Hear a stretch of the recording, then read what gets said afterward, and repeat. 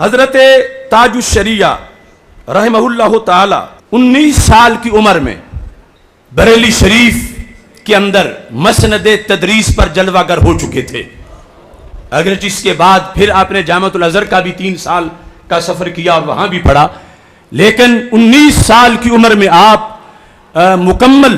دسترس حاصل کر چکے تھے، اور پھر مسلسل آپ نے فتویٰ نویسی کا کام کیا۔ تصنیف کے لحاظ سے آپ نے 68 کتب تصنیف کی، 68، جن کتابوں کے اندر ایک ایک کتاب وہ در نایاب ہے، بلکہ 28 اردو میں ہیں اور 13 کتابیں عربی میں ہیں، اور عربی میں جو کتابیں ہیں ان میں الحق المبین ہے، الصحابہ نجوم الاہتداء، صد المشارع ہے، میرات النجدیہ ہے۔ آپ نے الفردہ شرح القصیدۃ البردہ، اتنی موٹی کتاب قصیدہ بردہ کی شرح عربی زبان میں آپ نے لکھی۔ آپ نے بخاری شریف پر تعلیقات بھی لکھی۔ مختلف جو عربی کتابیں تھیں، بالخصوص اعلیٰ حضرت رحمۃ اللہ علیہ کی کتابیں، فکر رضا کو عام کرنے کے لیے آپ نے جو کتابیں اعلیٰ حضرت کی عربی میں تھیں ان کا اردو میں ترجمہ کیا، اور عرب دنیا کو شان رضا سمجھانے کے لیے اعلیٰ حضرت رحمۃ اللہ علیہ کی جو اردو میں کتابیں تھیں ان کی تعریب کی اور انہیں عربی میں پیش کیا۔ تو جن کتابوں کے آپ نے ترجمے کیے ان میں الزلال العنقا من بحر سبقت الاتقا، جو سیدنا صدیق اکبر رضی اللہ تعالی عنہ کی افضلیت پر، وَسَيُجَنَّبُهَا الْأَتْقَى، لفظ الاتقا پر، صرف ایک لفظ پر اعلیٰ حضرت رحمۃ اللہ علیہ نے جو عربی میں کتاب لکھی اس کا ترجمہ حضرت مفتی اختر رضا خان صاحب نے اردو میں کیا، اور اعلیٰ حضرت کی کتاب کا جو عربی ہو اس کا ترجمہ یہ کوئی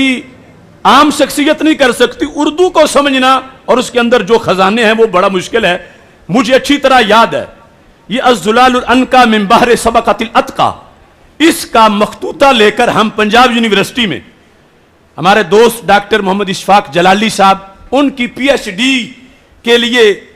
ہم کوشش کر رہے تھے کہ اس کتاب پر پی ایچ ڈی کا تھیسس منظور ہو جائے۔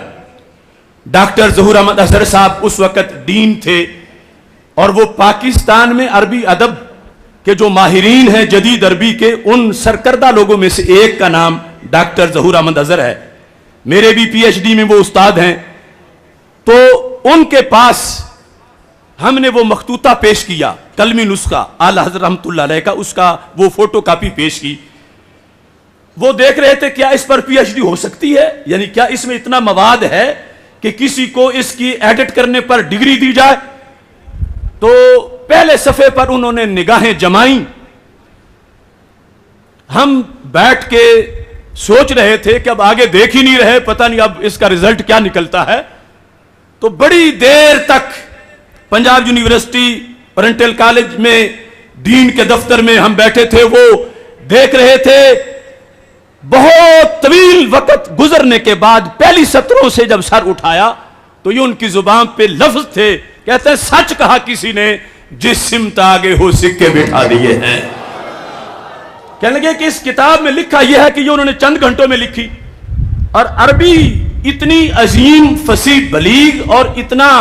بڑا انداز ہے کہ لگتا ہے کہ پہلی 3 لائنوں میں پتہ نہیں کتنے مہینے لگائے ہوں گے، لیکن یہ پوری کتاب انہوں نے چند گھنٹوں میں لکھی۔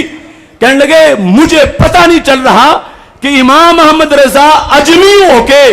عربی زبان کا اتنا ماہر کس طرح ہو گیا تھا، اور اللہ تعالیٰ نے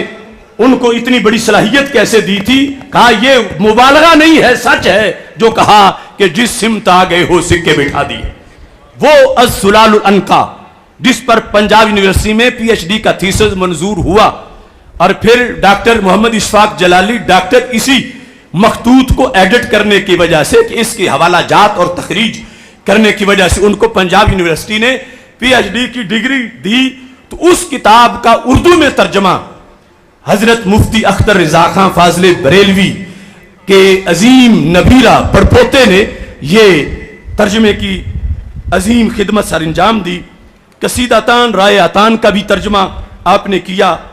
اور پھر تعریب کے لحاظ سے وہابیہ کے ساتھ جو ہمارے مسائل ہیں ان میں ایک بڑا مسئلہ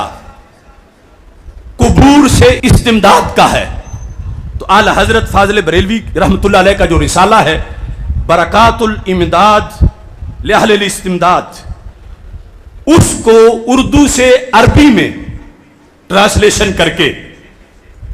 حضور تاج الشریعہ نے پیش کیا. ایسے ہی